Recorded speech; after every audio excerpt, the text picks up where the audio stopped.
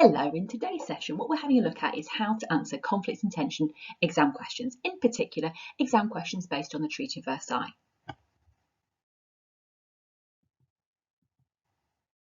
So in our look at exam technique today, we're going to focus on sources. On the conflicts and tension exam paper, there are two sources questions. One of them is a 4-mark exam question, and that is what we're going to focus on today. This 4-mark exam question is question 1 on the exam paper. It will always ask you a question such as source A opposes or source A supports or source A is critical of such and such. And in this case, of course, it's going to be of the Treaty of Versailles. How do you know? Explain your answer using source A and your contextual or your own knowledge. So this question is driven by the source. You've got to mention what you can see in the source, but you've also got to throw in a couple of bits of knowledge to support what can be seen. So it is primarily a source question, but it does require a bit of knowledge too. A couple of bits of key knowledge in order to answer this question well. So the general technique in this 4-mark question is a how do you know question. The examiner will tell you what the source says. So source A opposes the Treaty of Versailles, and you have to tell them why. So you try and make 2 points about how you know. And that's about saying something that the source says and supporting it with the evidence, and then picking something else as well. This can be answered in 1 paragraph in around 5 minutes. It is not an answer that you need to spend a long time on. All the examiner wants to know is that you've understood the main point of the source and you've got a little bit of knowledge to support. Let's have a look at an example then. So this particular example, it says source A supports the Treaty of Versailles. How do you know? Explain your answer using source A and your contextual knowledge. So what we have here is we have the front cover of a French magazine from after the Treaty of Versailles was signed. The top part shows 1871, when Germany beat France in a war and took lots of French land. The bottom shows France taking things from Germany in 1919. The text at the bottom reads, "Your turn, Germany."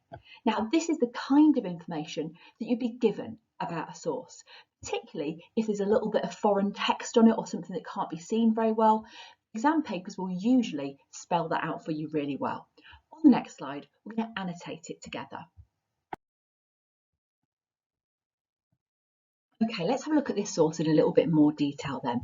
So what we have here is the very top of the source. We can see France as a figure here in the middle who has faced the horror and shame of defeat in war to Germany.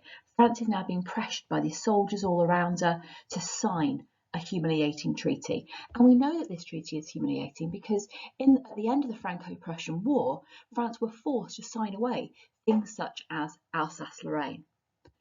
This is from a French magazine. You can see it's from Juliet, from July of 1919. And we can clearly see, these soldiers all around. This is awful. The real pressure is going into making France do this. And France still retain their dignity, but facing a real humiliation here. When you get to the bottom of the page, there's a real change in colour, mood. It's all black and white at the top, isn't it? And dull and grey. I mean, despite the fact it's horrible, France have accepted this treatment. They've accepted the shame, the humiliation. And now in 1919, things have really moved on. The roles have been reversed. Germany is now the loser. Germany is now the one that has to sign. And France accepted this defeat. Germany need to do the same. They need to sign. They have been defeated. And the right at the bottom, "Your turn, Germany." This is a great moment for France because the tables, the roles have been turned reversed. France was humiliated. Now they are the powerful ones. Now they're in the light. They're having the glory. And they accepted losing land, losing money, losing all sorts of stuff in that earlier war. And Germany must now do the same. Let's have a look then at a high-level answer to this particular question. So remember, the question was asking, it was saying that source A supports the Treaty of Versailles. How do you know? So I started my answer by making reference to that. Source A clearly supports the Treaty of Versailles, as it shows Germany deserved their punishment. In the top of the picture, France can be seen surrounded by German enemies and being forced to sign a terrible treaty.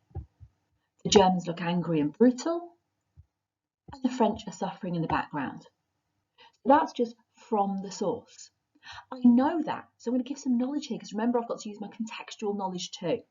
I know that in 1871, France was forced to surrender Alsace-Lorraine to Germany. And this is what's being shown. At the bottom of the picture, the tables have turned, and it's now the Germans who must sign a humiliating treaty. This is shown as fair, as the caption, as the year is 1919 is shown in the centre in the glowing light. The caption reads, "Your turn, Germany." The artist is demonstrating that Germany are only getting what they deserve, and therefore supports the treaty. So look at second reference to showing that this supports the treaty. I know, this is more knowledge, that Germany resented of the loss of land, but that France believed they were getting back what was rightfully theirs. Most people who lived in Alsace-Lorraine were French. The French were the ones who wanted Germany to be punished the most, as they were the most damaged, and it's no surprise that a French magazine from July 1919 would support the harsh treaty. So that's a really good answer, because what I've done here is I've made two references back to the statement and shown that I've understood what the cartoonist was thinking. I've used information from the source itself and a couple of very short bits of knowledge as well. Here's a second example of this kind of question.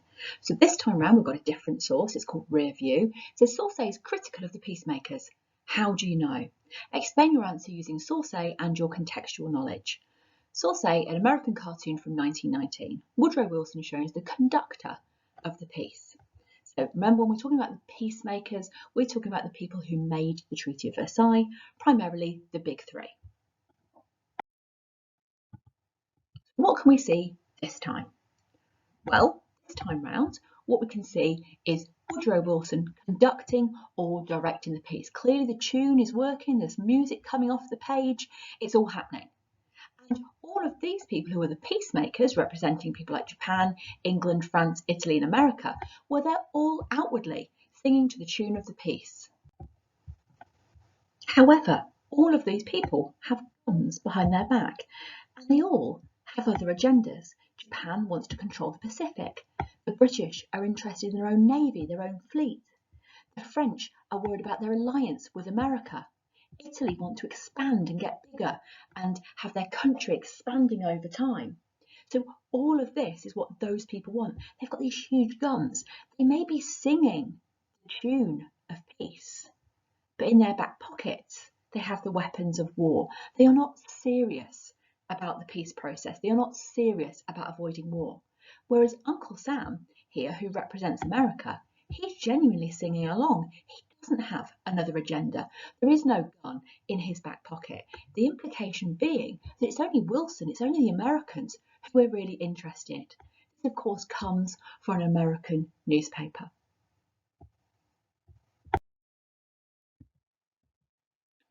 So how might we answer this second example? Source A is critical of the peacemakers. How do you know? Explain your answer using source A and your contextual knowledge. So this time I've just provided you with some starters so you can have a go at this question on your own.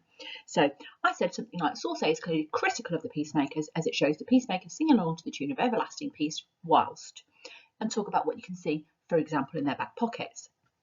And then a little bit of knowledge. I know the other leaders apart from Wilson were looking for, and you might mention what it was that Clemenceau wanted, the French wanted, or the British wanted. I can also see that the Americans don't have any other demands, as Uncle Sam is shown, and say how he is shown in contrast to the others. I know that the USA was not as worried about punishing Germany as, and why America weren't really that interested in punishing Germany at the end of World War I. They're just some thoughts on how you could tackle it, but have a go at doing that question on your own. This is our third and final example of this kind of source. So source A supports the Treaty of Versailles, how do you know? Explain your answer using source A and your contextual knowledge. So source A is a poster from the British Empire Union in 1919. The British Empire Union tried to encourage people to buy goods from Britain or the Empire. Spend a minute or two having a look at what you can see.